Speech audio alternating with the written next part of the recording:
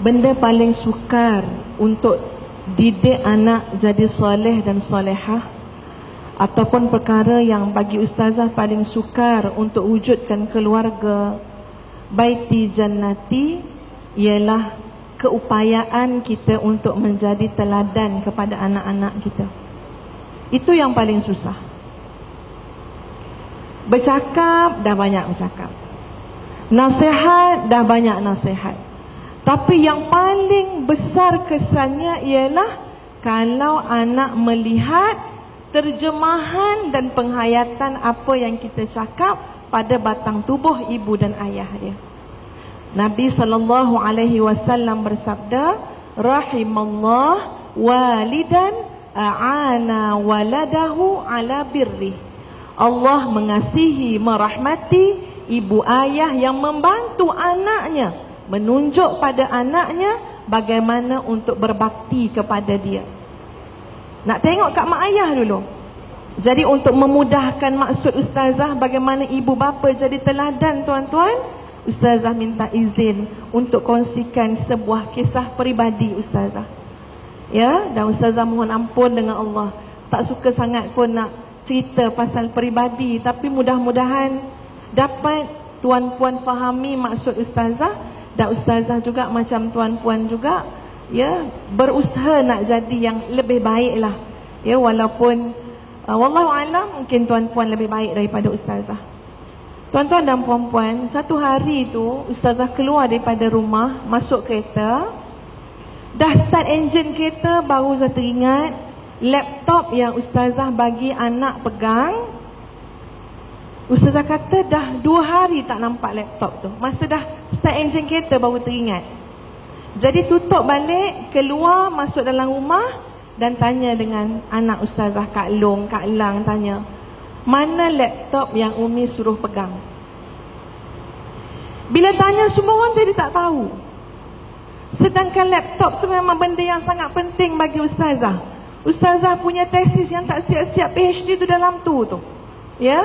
Bila tanya semua orang macam tercari-cari, padahal sesuatu anak yang pegang 2 hari lepas. Cari punya cari, tak jumpa. Ustazah memang stres, tuan-tuan. Ustazah cari dengan marah. Naik tingkat 2 marah, rumah 2 tingkat. Naik tingkat 2 marah-marah, mana benda tu penting, kalau hilang kesian dekat Umi, bertahun Umi buat popek, cari. Habis semua lah rumah kena marah. Agak-agak akhirnya jumpa tak, tuan-tuan? Tu dah biasalah tu, pengalaman lah tu kan. Ada dalam rumah.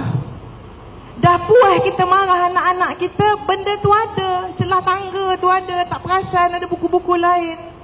Dan bila ada, tuan-tuan, dah tengok ada, ustazah ambil, ustazah terus masuk dalam kereta, meninggalkan anak yang memandang kita berjalan ke kereta.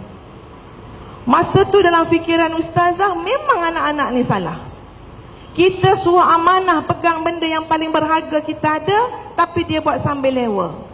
Ustazah pun tak adalah buat KL drift ya, tapi lajulah juga kereta tu berjalan. Naik kereta, tuan-tuan, agaknya adalah mungkin dalam 500 meter, hati ustazah tak boleh meneruskan perjalanan. Ustazah berhenti tepi jalan, pujuk diri. Tak ada salahnya kalau kau balik semula ke rumah. Kau tak nampak muka anak-anak kau, pandang kau macam mana. Kau tinggalkan dia dengan kemarahan. Entah-entah hati dia meronta nak minta maaf dengan kamu. Ustazah pusing balik, tuan-tuan. Dan betul, anak ustazah dalam rumah sedang menangis. Ustazah pergi dekat dia, Kak Long, ulur tangan, Kak Long, Umi minta maaf, tadi Umi ikut hawa nafsu Umi. Dia peluk ustazah, tak Umi, kita orang yang salah, kita orang tak jaga elok-elok laptop Umi. Dan ustazah tak boleh nak menggambarkan, tuan-tuan, macam mana rasanya kami sama-sama berebut untuk mengaku salah. Poin yang saya nak sampaikan, apa sebenarnya yang mencetuskan ustazah untuk pulang balik? Teringat dengan ayah ustazah yang tak didik kami dengan keras hati, tak didik macam tu. Sebab tu saya kata teladan daripada mak ayah Itu benda paling besar dalam pendidikan. Ayah ustazah, tuan-tuan, semoga Allah merahmati beliau. Semoga Allah mengampunkan dosa beliau. Memang didik anak dengan lembut hati. Ustazah yang dah tua ni tuan-tuan, umur 30-an masa tu, pergi ikut abah umrah. Temankan dia bawa jemaah kampung. Kami pergi Mekah dulu, kemudian balik. Kemudian pergi ke Madinah. Daripada Madinah nak bertolak ke Jeddah pukul 3 pagi, lebih kurang pukul 2 pagi. Masa tu Madinah sangat sejuk. Ustazah dah pesan dengan abah, bah, pasport jemaah abah mesti masukkan dalam beg abah. Tak boleh letak dekat beg kargo, nak letak bawah perut bas. Sebab nanti dekat immigration ada border, nanti dia nak tengok juga kita punya pasport. Ayah sanggup, ya abah tahu, abah tahu. Ayah ustazah kemudiannya masukkan dia punya beg tu, beg kargo tu, nombor 1 sekali masuk bawah perut bas. Kemudian diikuti dengan 40 jemaah yang lain. Bila nak bertolak, driver bas kata, mana pasport? Ayah saya tengok dalam beg yang dia pegang, beg sandang dia, memang tak ada pasport. Nampak tak ada pasport, beg tu kempis je. Abah kata, Allahu Akbar, minta maaf lah, abah terletak pasport tu bawah beg yang abah letak mula-mula sekali bawah perut bas. Tuan-tuan ingat, driver bas Arab tu nak tolong ambil, ataupun nak suruh makcik-makcik 40 lebih yang dah tua-tua tu tolong keluarkan balik dia punya beg. Saya fikir tu memang kerja ustazah. Masa tu sangat sejuk, keluarkan beg satu persatu. Abah tu macam menggigil tunggu kat tepi sambil pandang kita.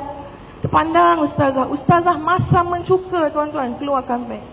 Sebab saya kata, ya Allah, abah ni dah cakap dah tadi dalam hati tu, keluarkan beg. Abah kata, Kak Cik nanti dapat pasport bagi abah, biar abah bagi pada driver. Tapi sebab ikut hawa nafsu tuan-tuan, ustazah dapat pasport tu diam-diam dia, sebab kawasan tu gelap sikit. Diam-diam masuk balik, pasport tu saya bagi sendiri pada driver. Padahal abah dah kata bagi abah dulu, nanti abah bagi. Ustazah naik bas, duduk kat tengah. Dalam hati, ya Allah, ya Tuhan, kenapa aku tak boleh sabar sekejap dengan abah? Tak apalah ya Allah, nanti sampai Jeddah aku nak minta maaf dengan abah. Abah ustazah naik bas dengan tangan begini, terus menuju pada ustazah kat tengah. Dan dia kata, Kak Cik, maafkan abah Kak Cik. Kak Cik pun kena minta maaf dengan abah. Jangan tinggalkan bumi Madinah dalam keadaan Kak Cik sakit hati dengan abah dan abah berkecil hati dengan Kak Cik. Kami menangis, dua beranak dalam bas, semua orang lain heran. Ustaz kata, ya Tuhan, abah tak pernah berubah. Daripada kecil yang ustazah kenal sampai ustazah tua tuan-tuan, masa tu orang dah panggil ustazah dah, tak pernah berubah. Pemaaf dia, tawaduk dia, lembut hati dia, itu yang ustazah belajar teladan daripada mak ayah. Pada hari yang ustazah kena dengan anak-anak ustazah, teringat balik, mak ayah aku tak pernah hajar aku keras hati macam tu. Kesian anak-anak kamu, kamu marah-marahkan dia. Dan Alhamdulillah boleh pusing balik.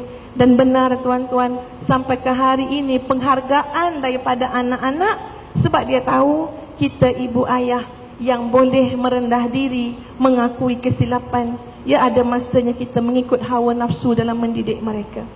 Ini makna teladan tuan-tuan. Ustazah bukan yang terbaik, tapi nak cuba jadi lebih baik. Sama juga kita semua tuan-tuan.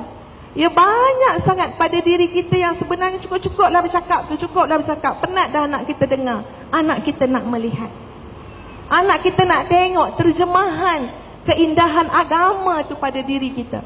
Kita suruh dia jadi hafiz Quran, kita suruh dia pakaikan mahkota dekat kita. Anak kita pun nak lihat mak ayah dia mencintai Quran terlebih dahulu. Tuan-tuan dan puan-puan sekalian, seorang ulama dia sebut pada anak dia, ya, zaman salafus salih dulu, dia kata, jangan kamu buat maksiat dalam rumah ini. Jangan, sebab abah sudah 10,000 kali khatam Quran dalam rumah ini. Tengok teladan. Kita kadang-kadang cuma hantar anak tahfiz, mengharap syafaat anak tu. Kita semayang pun, ya Allah, ya, kalau asar sampai pukul 7 baru nak semayang, zuhur pukul 4 suku baru nak solat. Kita kata tak apalah, dapat syafaat anak kita hantar tahfiz. Sebenarnya tidak tuan-tuan. Kalau tidak ada teladan yang baik daripada ibu ayah, itu di antara kesukaran dalam pendidikan tersebut. Ustazah mengajak diri ustazah dan seluruh yang hadir, mari kita perbaiki diri kita insya-Allah.